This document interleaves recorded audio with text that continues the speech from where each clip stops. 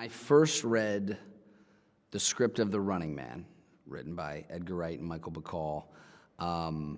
It felt weirdly timely. It felt like a movie that, even though it was set, in the not so distant future, it felt like a story that was happening right now. And I loved about how this was a story about a guy who is the ultimate underdog. Bobby T is the most charismatic and famous man in the entire world.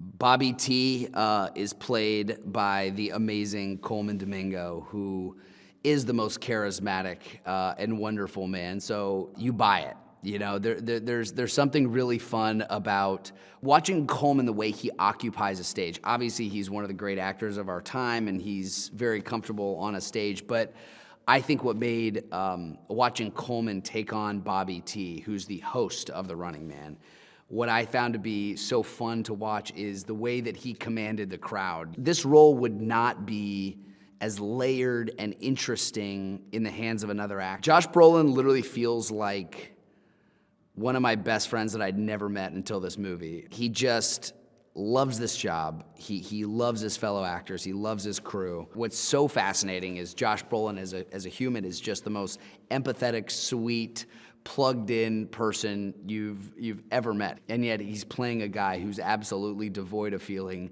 which makes him the scariest person to be going up against. Edgar and I have really developed a shorthand with how much we love movies. And that's what I think made this set really special is Edgar loves movies, I love movies, and we love it when movies really come together. He's put so much time and so much effort and thought into every single frame of this movie. And so getting to play Ben Richards and getting to live inside of this world was just incredibly special because Edgar's been one of my favorite filmmakers for so many years. I think Ben Richards represents all of us. He's not a superhero. He's a guy that wants to show up for the people he loves, and in this story, he does whatever it takes to show up for the people he loves. The action in this movie is nonstop because the reality is, if the entire world is hunting one man, you better believe he is going to get his ass kicked. You are not escaping that show without some cuts and bruises. But I think one of the things that Edgar and I both really respond to